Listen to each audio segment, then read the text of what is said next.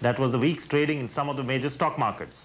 Before he was elected as Chief Minister of Karnataka, H.D. Devegowda seemed to be against big business. But immediately after taking office, he began wooing industry with a vengeance and has successfully lured billions of rupees into the state. But his unbridled enthusiasm has also raised some concerns, as Mamta Bhardwaj reports. In Bangalore, India's fastest growing city, the new buzzword is foreign investment. Casting aside fears that a Janata Dal government would not be friendly towards investors, Chief Minister H.D. Devegowda has been wooing investors, especially from abroad. Within less than 48 hours of taking over, the Chief Minister cleared 4 infrastructure projects and since then has done the rounds of business conferences to tell investors, come to Karnataka. Government of Karnataka is trying to get investment in tourism development, housing and road building. These are all certain sectors where we need improvement, for which we need money. So we have invited all those countries who are capable of investing on these sectors. The state is being marketed abroad aggressively, and this perceptible change in approach has pleased local industrialists. This can be seen from the Chief Minister's visit to Davos. They are definitely very, very aggressive compared to other states at the moment.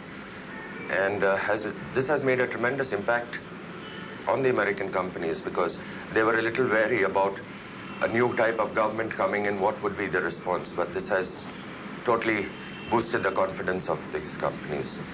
According to official estimates, nearly 47 billion rupees worth of new investment is expected to come into Karnataka this year, of which almost half will be in infrastructure.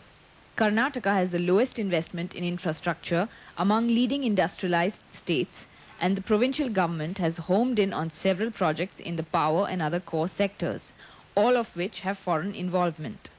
So enthusiastic is the Karnataka government about keeping industry happy that it is seriously considering amending land laws to ensure that huge developmental projects do not suffer. We have to amend the land laws and the town planning laws. Land Acquisition Act also has to be changed drastically. That's why we may have to invoke the emergency laws. If we want to invest the emergency laws, what the provision that has been made in case of railways and defense, so such benefit should be given to these areas also. Otherwise, an investor comes and he starts the work, somebody goes to the court and he may take a stay order that will go on for 2 years, 3 years. No investor will come. But the government's efforts have also created some disquiet. The powerful farmers' lobby, which was supportive of the Janata Dal earlier, is now watching the government's newfound love for rapid industrialization with dismay. Its talk against liberalization and the new economic policies was also a kind of double talk, knowing very well that it will have to toe the line of the union government. If land reforms are undone, small farmers will be uprooted. That too, 75% of the total population of this country will be jobless.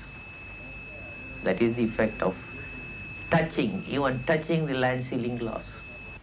Even local industry is concerned that the government may be giving away a bit too much to foreigners.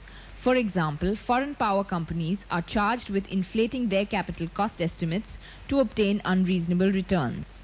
Most of the capital cost, what we see nowadays, is in the range of 5 crore per megawatt.